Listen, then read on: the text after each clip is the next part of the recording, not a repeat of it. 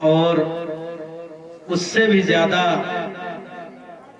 بہتر یہ ہوتا کہ اگر اور کم پیسے میں بس جوڑے ملتے اور ملنے کے بعد نکاح ہو جاتا اور اس کے بعد اپنے اپنے گھر رواں دواں ہو جاتے، تو وہ پیسہ جو ہم پبلک کو کھلا دیتے ہیں اور پبلک منہ پوچھ کر چلی جاتی ہے، اور کوئی یہ کہتا ہے کہ اس میں نمک نہیں تھا، تو کوئی کہتا ہے روٹی کچی رہ گئی تھی، تو کوئی کہتا ہے چاول نہیں صحیح تھا، ان چیزوں سے بھی بچ جاتے ہیں۔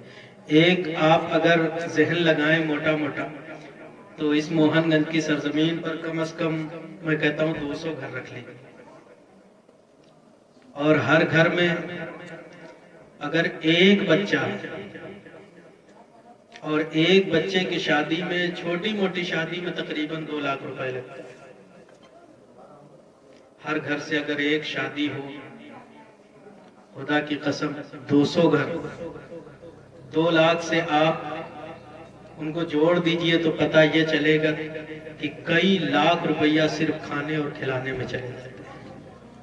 اسی لیے ہمارے مدارس، جن کو ہمیں زیادہ رقم دینی چاہیے، جن کے ذریعے اسلام کی نشو و نما ہوتی ہے، جن کے ذریعے ہمارے بچے علم دین مصطفیٰ سیکھتے ہیں، ان کو ہم پیسہ نہیں دے پاتے۔ بعض لوگ ایسے ہیں خدا کی قسم جو پردیس میں پڑے ہوئے ہیں صرف اس لیے کہ ان کے 4 بچے ہیں، اور ایک بچے کی شادی میں اگر 2 لاکھ لگے گا تو انہیں 8 لاکھ کا انتظام کرنا ہے۔ کئی سال بیت جاتے، وہ گھر اس لیے نہیں آتے ہیں کہ بچوں کی شادیاں بچیوں کی شادیاں کرنا۔ تو خدا را نکاح کو آسان بنائے، نکاح کو کم پیسے میں کرنے کی کوشش کریں، نکاح کو سستا کر دیں، اور اللہ کے نبی صلی اللہ علیہ وسلم نے فرمایا ہے کہ جب نکاح آسان ہو جائے گا تو زنا بھی ختم ہو جائے گا۔ تو نکاح کو آسان کرنے کی ضرورت ہے۔ علم دین، ایجوکیشن ہمارے سماج کے اندر بہت زیادہ کم ہے۔ ابھی اسی تحریک کے تحت کئی ایک میٹنگیں ہوتی ہیں، تو کل رات حضرت آپ جانتے ہوں گے ہمارے گاؤں کے بغل ہے گاؤں پکریہ، 11 لوگوں کا نام لکھا گیا، اس کے بعد ان کی سائن کرنے کا نمبر آیا، تو زیادہ سے زیادہ 3 یا 4 لوگوں نے سائن کیا، باقی لوگوں نے کہا میں انگوٹھا لگایا۔ نوجوان بچے، 18 سال 20 سال 22 سال کے بچے، تو اس کو دیکھ کر بڑا افسوس ہوا کہ ایسے بھی بچے ہیں جو صبح نکلتے ہیں اپنے گھر سے تیل لگا کر اور کپڑا پہن کے موٹر سائیکل سے، تو ایسا لگتا ہے کہ یہ +2 کیے ہوئے ہیں، لیکن کنڈیشن یہ ہے کہ وہ اپنا نام لکھنا نہیں جانتے۔ اتنی ایجوکیشن کی کمی ہے۔ اور ایجوکیشن کا ڈیٹا مسلمانوں کا جو ہندوستان میں گورنمنٹ نے بتایا ہے، وہ اگر آپ سن لیں گے تو خون کے آنسو روئیں گے۔ خدا کی قسم مسلمان ایجوکیشن میں بہت پیچھے ہے۔ بتایا گیا جو 5ویں کلاس سے اور 12ویں کلاس تک لوگ پڑھتے ہیں، ان کی تعداد 6% بھی نہیں ہے۔ کتنی نہیں ہے؟ 6% نہیں ہے۔ یعنی 100 میں سے 6 آدمی بھی اس طرح کے نہیں ہوتے ہیں جو 5ویں کلاس کے بعد اوپر کی پڑھائی کرتے ہیں۔ اب آپ دیکھیں اور اوپر جائیں تو آپ کو پتا چلے گا کہ 12ویں کلاس کے بعد BA BBA BSc جو لوگ کرتے ہیں ان کی تعداد صرف 1.25% ہے، یعنی 1.5% سے بھی کم ہے۔ 2 بچے بھی صحیح سے 12ویں کلاس کے بعد نہیں پڑھتے۔ تو جب ہمارے سماج میں لوگ پڑھائی نہیں کریں گے تو IAS IPS IG DIG کیسے بنے گا؟ اور جب یہ نہیں بنیں گے تو ہمیں آپ کو انصاف نہیں ملے گا۔ چیٹنگ کر کے لوگ ڈاکٹر بن جاتے ہیں، پیسہ دے کر سرٹیفکیٹ حاصل کرتے ہیں، چھوٹے چھوٹے قصبوں میں ہاسپٹل کھول لیتے ہیں، مریضوں کا آپریشن کرتے ہیں، مریض مر جاتا ہے، وینٹیلیٹر پہ لٹائے رکھتے ہیں، اس کو پیسے وصولتے رہتے ہیں۔ کیوں؟ وجہ کیا تھی؟ کمی کیا رہ گئی تھی؟ علم نہیں سیکھا تھا، چیٹنگ کے ذریعے پاس ہوئے تھے، اس لیے انہیں احساس نہیں تھا کہ ایک شخص کی جان کیا ہوتی ہے، ایک شخص کے جان کی قیمت کیا ہوتی ہے، انہیں نہیں معلوم۔ کیوں؟ انہوں نے علم نہیں سیکھا، ایجوکیشن نہیں سیکھا۔ اس سے بھی بدتر بات یہ ہے کہ خدا کی قسم مسلمان کے جو علماء بنتے ہیں ان کی بھی کوئی بہت زیادہ تعداد نہیں ہے۔ ان کے بارے میں بھی جو ڈیٹا آیا ہے وہ یہی بتایا جا رہا ہے کہ 2% تقریباً مسلمان اپنے بچوں کو مدارس میں بھیجتے ہیں جو عالم بنتے ہیں، لیکن اللہ کا رحم ہے، اللہ کا کرم ہے، اس کی رحمت شامل حال ہے کہ خدا کی قسم کہیں کوئی مر جائے تو عالم ضرور پہنچ جاتا ہے، کسی مسجد میں امام کی ضرورت ہو تو آپ کو عالم مل جائے گا، تراویح پڑھانے کی ضرورت ہو حافظ قرآن آپ کو مل جائے گا۔ اسی لیے سمجھ میں آتا ہے کہ اگر یہ مدارس ختم ہو گئے، اگر مدارس کو مٹا دیا گیا تو مسجدوں سے اذانیں نہیں آئیں گی، اور اللہ کے نبی صلی اللہ علیہ وسلم نے ارشاد فرمایا ہے جب تک اس دنیا کے اندر کوئی بھی مومن زندہ ہے، جب تک یہ دنیا قائم ہے، اور جس دن مومن نہیں رہے گا، اللہ اللہ کرنے والا نہیں رہے گا، خدا کا نام لیوا نہیں رہے گا، تو اللہ کو اس دنیا کی ضرورت نہیں رہے گی اور قیامت آ جائے گی، دنیا ختم ہو۔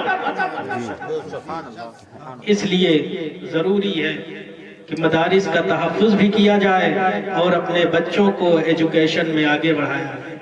میں نے کیرلا کی سرزمین دیکھی، الحمدللہ دل باغ باغ ہو گیا۔ میں 5 سے 6 سال وہاں پر رہا، میں نے کسی بھی شخص کو لڑتے نہیں دیکھا، یہ بڑی بات ہے، کسی شخص کو لڑتے نہیں دیکھا۔ کوئی اگر مسلمان کسی ہندو سے بھی ملتا تھا نا تو مسکرا کے ملتے تھے، کچھ نہیں بولتے تھے، وہ صرف اگلا ایسے جا رہا ہے سامنے تو یہ ادھر والا دیکھے گا یہ داڑھی ٹوپی والا ہے، اگلا ٹیکا لگایا ہوا ہے، لیکن اس کو دیکھ کے مسکرا دے گا اور پھر آگے بڑھے گا۔ اور مسکرانا یہ صدقہ ہے، سبحان اللہ۔ کسی نے مسکرا دیا تو اب اس کو ثواب بھی مل گیا اور اگلے کا دل بھی خوش ہو گیا، اور کہیں مومن کا دل خوش کیا تو سبحان اللہ ڈبل ثواب، ایک تو مسکرانے کا ثواب اور دوسرا اگلے کا دل خوش کرنے کا ثواب۔ تو یہ ایجوکیشن کی برکت ہوتی ہے، یہ علم کی برکت ہوا کرتی ہے۔ ابھی الحمدللہ 2021-22 میں جو بلکہ 23-24 میں کہہ لیا جائے، ابھی جو پیپر میں وہاں کی رپورٹ چھپی ہوئی ہے وہ بڑی دل خوش کرنے والی ہے۔ 50 ثقافی علماء کرام جنہوں نے وکالت کا سرٹیفکیٹ حاصل کیا اور حاصل کرنے کے بعد کیرلا ہائی کورٹ میں اپنا رجسٹریشن کرایا، الحمدللہ 50 علماء جب ہائی کورٹ کے اندر وکالت کریں گے اور رجسٹریشن کرائیں گے تو آپ سوچئے کہ کیا وہاں پر ہم لوگوں کو انصاف نہیں ملے گا؟ بالکل بالکل۔ ہمارے گاؤں سے بھی اگر ایک شخص وکیل بن جائے، ایک وکیل بن جائے، ایک اچھا لائر بن جائے تو خدا کی قسم اس گاؤں کی قسمت سنور سکتی ہے۔ اگر ایک اچھا ڈی ایم بن جائے اس گاؤں سے تو پورے گاؤں والے اس کے اوپر فخر کریں گے اور اگل بغل کے لوگوں سے کہیں گے کہ اگر کوئی کام ہوگا تو بتانا ہمارے گاؤں میں ڈی ایم صاحب ہوگا کہ نہیں۔ یہ ہو سکتا ہے، نہیں ہو سکتا، ہو سکتا ہے، لیکن ہم نے کبھی سوچا نہیں۔ شاید 2-4 کلومیٹر آپ ارد گرد میں دیکھ لیں گے تو شاید ہی کوئی ایسا شخص ہو جو IAS کی پڑھائی کر کے آپ کو ملے۔ اور میں تو کہتا ہوں ہر ایک بچے کو IAS کی پڑھائی کرنا کمپلسری کر دینا چاہیے۔ پوچھئے کیوں؟ آپ ایک صاحب ان سے پوچھنے لگے یہ IAS IPS IG DIG کیا ہوتا ہے، آپ بکتے رہتے ہیں۔ میں نے کہا آپ کو جس دن پتا چل جائے گا نا کہ یہ کیا ہوتا ہے تو خدا کی قسم شاید یہ حکومت آپ کو بھی اٹھا کے جیل میں، جیسے آج نردوش لوگ جیل میں سڑ رہے ہیں۔ ابھی کچھ دن پہلے 130 لوگوں کو باہر کیا گیا اور اس کے بعد ان کو 19 سال سے جیل میں بند کیا گیا۔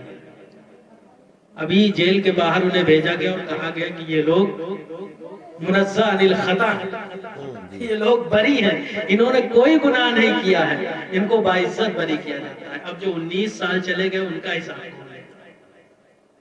بے گناہ لوگوں کو جیلوں میں اس لیے بند کیا گیا کہ ان کے پاس علم نہیں تھا، وہ اپنی بات نہیں کہہ سکتے تھے۔ بعض تو ایسے جیلوں میں سڑ رہے ہیں خدا کی قسم کہ جن کے پاس بے گناہ ہیں، وکیل نہیں ہیں، ان کے پاس ضمانت کرانے کے پیسے نہیں ہیں، کیس لڑنے کے لیے پیسے نہیں ہیں، اس وجہ سے وہ جیلوں میں سڑ رہے ہیں۔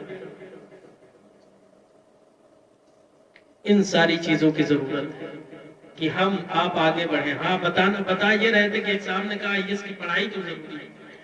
میں نے کہا آپ کو شاید نہیں معلوم، IAS کی پڑھائی میں ایک سبجیکٹ آتا ہے جسے جغرافیہ کہتے ہیں، اور اس جغرافیہ کے سبجیکٹ میں ایک لیسن آتا ہے جس میں سورہ رحمان کی تفسیر لکھی گئی ہے، ترجمہ لکھا گیا ہے۔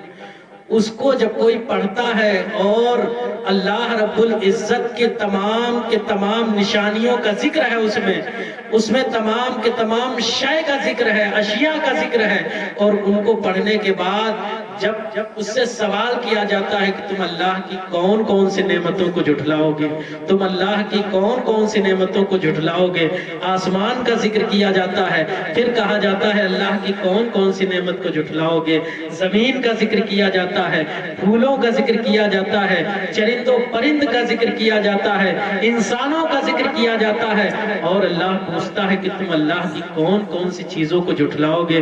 خدا کی قسم IAS کی پڑھائی میں یہ پڑھایا جاتا ہے، اور جو شخص یہ پڑھ لے گا وہ اگر اسلام پر حملہ ہو رہا ہو یا مسلمان پر حملہ ہو رہا ہو تو بغیر اس کا دفاع کیے رہی نہیں۔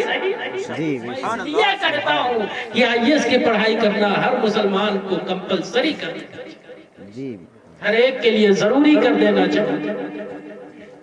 اور میرے بھائی آگے پڑھ کر دیکھیں، قرآن شریف بڑی معتبر کتاب ہے، اس کو جب آپ پڑھیں تو آپ کو یہ پتا چلے گا کہ اللہ رب العزت ہم سے کیا بات کرنا چاہتا ہے، اللہ رب العزت ہم سے کیا کہہ رہا ہے، اللہ رب العزت ہمیں کیسا دیکھنا چاہتا ہے، اللہ رب العزت ہمیں کس طریقے سے اس دنیا میں دیکھنا چاہتا ہے، اور وہ کیسا ہمیں رکھنا چاہتا ہے۔ جب آپ قرآن شریف پڑھیں گے اور اس کا ترجمہ پڑھیں گے، اس کی تفسیر پڑھیں گے، جب آپ کو سمجھ میں آ جائے گا۔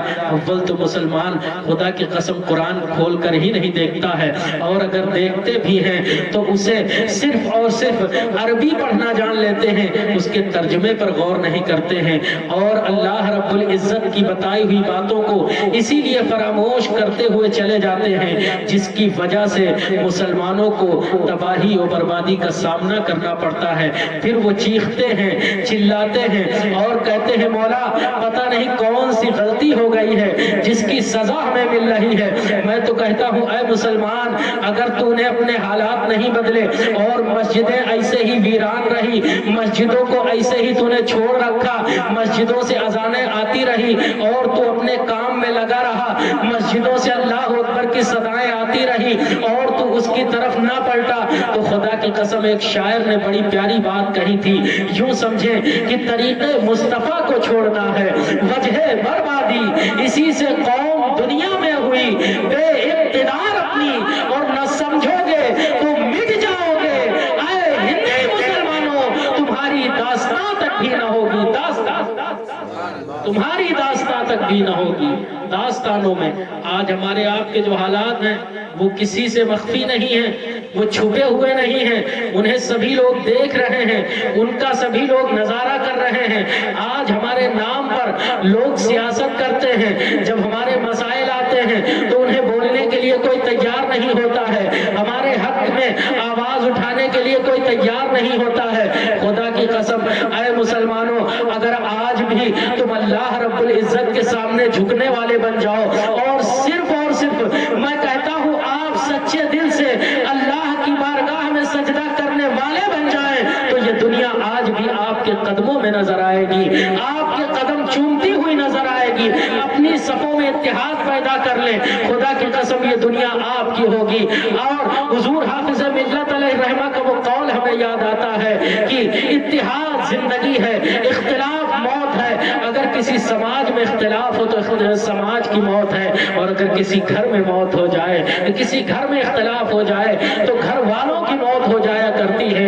گویا پتہ چلا جو مسلمان بکھر چکے ہیں انہیں متحد ہونے کی ضرورت ہے، اور اگر وہ متحد ہو کر صرف اللہ کے گھر پہنچ گئے تو خدا کی قسم دنیا کی تمام طاقتیں کانپتی ہوئی نظر آئیں گی۔ ضرورت اس بات کی ہے کہ ہم اپنے آپ کو سدھار لیں۔ جو ہمارے اوپر آج لوگ ہنستے ہیں، خدا کی قسم اگر ہم مصطفیٰ جان رحمت کی سنتوں کے عامل بن جائیں تو جو لوگ ہنستے ہیں وہی دیکھ کر کل ہمیں کھڑے ہوئے نہ ہوتے نظر آئیں گے۔ اس لیے کہ ہماری تاریخ یہ بتاتی ہے کہ ایک وقت تھا جب مسلمان کسی راستے سے گزرتا تھا تو اس کے بارے میں کہا جاتا تھا کہ یہ بہت سچا آدمی ہے، یہ بہت سجن آدمی ہے، اس نے کبھی جھوٹ نہیں بولا ہے، اس نے کبھی چوری نہیں کی ہے، اس نے کسی کا حق نہیں مارا ہے۔ لیکن آج اگر کسی راستے سے مسلمان گزر جاتا ہے تو اس کو دیکھ کر لوگ ہنستے ہیں اور کہتے ہیں واہ ان کو دیکھو، آج یہ جو ہے ٹوپی لگا کر چل رہے ہیں، داڑھی رکھ کے چل رہے ہیں۔ وجہ کیا ہے؟ داڑھی رکھ کر ہم نے شراب پینا شروع کر دیا، داڑھی رکھ کر ہم نے چوری کرنا شروع کر دیا، ٹوپی لگا کر ہم نے لوگوں کا حق مارنا شروع کر دیا۔ اس لیے ٹوپی کا بھی وقار گھٹ گیا، داڑھی کا بھی وقار گھٹ گیا۔ خدا کی قسم مسلمانوں، اپنے آپ کو تبدیل کرو، اپنے آپ کو بدلنے کی کوشش کرو، اور اگر آپ کا یہی رویہ رہا، یہی حالات رہے، تو اس سے بھی برا وقت آنے والا ہے جس کا ہم آپ مقابلہ نہیں کر سکتے ہیں۔ اپنے آپ کو اگر آپ نہیں بدلیں گے، اگر اپنے آپ کو نہیں سدھاریں گے، اللہ رب العزت کے گھر جا کر اگر عبادتیں نہیں کریں گے، تو خدا کی قسم وہ حال ہوگا آپ کا جو غیروں کے ساتھ کہیں ہوا ہے۔ اس سمجھدار کے لیے اشارہ کافی ہوتا ہے۔ بہت ساری ایسی باتیں ہوتی ہیں جنہیں مائک بولنے کی اجازت نہیں دیتا ہے، میں آپ کو اشاروں میں سمجھا رہا ہوں، آپ میری بات کو سمجھنے کی کوشش کریں۔ جو آج آپ کے حالات ہیں ہندوستان کے سرزمین پر، وہ کسی سے مخفی نہیں ہے، اور یہ کیا بڑی بات نہیں ہے؟ خدا کی قسم ابھی گیان واپی مسجد کا معاملہ کا مقدمہ چل رہا ہے، نماز پر روک لگا دی گئی ہے اور پوجا پاٹ کی اجازت دے دی گئی ہے۔ یہ کیسا اندھا قانون ہے؟ ایک ہماری مسجد جسے شہید کر دیا گیا، سپریم کورٹ نے کہا کہ وہاں پر کوئی بھی مندر نہیں تھی، وہاں پر مندر کا کوئی بھی ثبوت نہیں ملتا ہے، مسجد گرانا غلط ہے، مسجد کو جن لوگوں نے گرایا انہوں نے غلط کیا، لیکن ان تمام چیزوں کے بعد بھی فیصلہ آستھا کی بنیاد پہ دیا جاتا ہے۔ خدا کی قسم کیا اگر آپ کا جج ہوتا تو یہی فیصلہ آتا، آپ کے وکلا ہوتے تو یہی فیصلہ آتا، ہرگز نہ آتا۔ اس لیے میں کہتا ہوں کہ اپنے بچوں کو ضرور پڑھائیں، ان کو جج بنائیں، وکیل بنائیں، بیرسٹر بنائیں، اور بیرسٹر بھی بنائیں تو ایسا ویسا نہ بنائیں، بیرسٹر ایسا بنائیں جیسا بیرسٹر اسد الدین ایسا بیرسٹر بنائیں کہ پورا ہندوستان علم کا اعتراف کرے، پورا ہندوستان قدموں میں آ جائے اور کوئی بات کرنے کے لیے جرات نہ کر سکے، کوئی بات کرنے کے لیے سامنے نہ آ سکے۔ ایسا اپنے بچوں کو پڑھائیں، اپنی شادیوں میں پیسہ کم لگائیں، بچوں کے علم پر پیسہ زیادہ لگائیں، اور اپنے بچوں کو دین کے ساتھ ساتھ دنیاوی تعلیم ضرور دلائیں۔ یہ کوشش کریں کہ جہاں پر بندوبست دینی اور دنیاوی دونوں تعلیم کا ہو وہاں پر بچوں کو بھیجا کریں۔ اور میں علماء اکرام سے بھی معذرت کے ساتھ کہہ رہا ہوں کہ کوشش کریں ان کے بچوں کو، اپنے مسلمان بھائیوں کے خصوصیت کے ساتھ بچوں کو، جب وہ حافظ بن جائیں، عالم بن جائیں تو ان کو آگے کی طرف کا راستہ دکھائیں اور ان کو اس لائق بنائیں، اس لائق انہیں تیار کریں کہ وہ آگے چل کے LLB کر لیں اور اس کے بعد پھر آگے کی پڑھائی کریں اور اللہ کرے ڈاکٹر بنے، انجینئر بنے، IAS بنے، IPS بنے، IG بن جائیں، DIG بن جائیں، DM SDM بن جائیں۔ جتنا پڑھیں اتنا کم ہے، دین کے ساتھ ساتھ دنیا کا علم حاصل کریں۔ خدا کی قسم آپ کے سامنے کیرلا ایک مثال ہے، آج بھی مسلمان وہاں پر سر اٹھا کر جیتے ہیں۔ وجہ صرف ایک ہے، متحد ہیں۔ دوسری وجہ یہ ہے ایجوکیٹڈ ہے، علم ہے ان کے پاس، اور علم ایک ایسا چراغ ہے، علم ایک ایسی روشنی ہے، علم ایک ایسا سرمایہ ہے جسے کوئی چوری نہیں کر سکتا، جسے کوئی چھین نہیں سکتا، جسے کوئی لے نہیں جا سکتا۔ اس لیے علم دین کا بھی سیکھیں اور دنیا کا بھی سیکھیں۔ میں نے جو قرآن شریف کی آیت کریمہ تلاوت کی ہے اس کا ترجمہ سماعت کر لیں۔ اللہ پاک کے نبی صلی اللہ علیہ وسلم سے اللہ رب العزت نے فرمایا، اقرا اے محبوب صلی اللہ علیہ وآلہ وسلم، آپ اپنے رب کے نام سے پڑھیں۔ اقرا بسم ربک الذی خلق، خلق الانسان من علق، اس رب کے نام سے پڑھیں جس نے انسانوں کو پیدا کیا، جس نے دنیا والوں کو پیدا کیا۔ اچھا آپ ذرا غور کریں، اسی صورت میں اللہ رب العزت نے 2 مرتبہ اقرا کا لفظ استعمال فرمایا۔ ایک مرتبہ فرمایا اقرا بسم ربک الذی خلق، خلق الانسان من علق، اقرا وربک الاکرم الذی علم بالقلم۔ کیا ایک مرتبہ کہہ دینا کافی نہیں تھا؟ اگر علم دین کی طرف رغبت ہی دلانا تھا تو اللہ کا ایک ہی حکم کافی ہے، دو حکم لانے کی کیا ضرورت، دو احکام بیان کرنے کی کیا ضرورت؟ علماء نے اس کے بارے میں فرمایا ہے کہ پہلے اقرا سے مراد ہے علم دین حاصل کرنا، اور دوسرے اقرا سے مراد ہے علم دنیا حاصل کرنا۔ پتہ چلا ہمارا قرآن علم دین کی بھی دعوت دیتا ہے، علم دنیا کی بھی دعوت دیتا ہے۔ اسی طریقے سے اللہ کے نبی صلی اللہ علیہ وسلم نے ایک جگہ ارشاد فرمایا، خیرکم من تعلم القرآن وعلمہ، the best of you is the one who learning the Quran and teach it۔ تم میں سے بہترین شخص وہ ہے جو قرآن پڑھے اور پڑھائے۔ اے میرے بھائیوں، نمازوں کا اہتمام کیا کریں، نمازوں کی پابندی کیا کریں، خصوصیت کے ساتھ اپنے قبر و حشر کی تیاری کیا کریں۔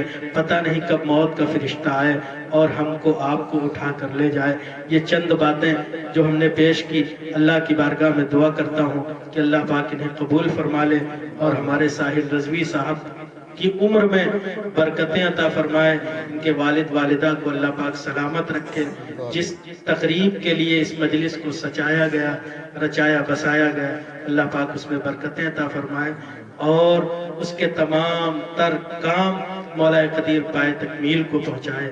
آمین بجاہ النبی الامین وما علینا الا البلاغ۔ السلام علیکم ورحمۃ اللہ۔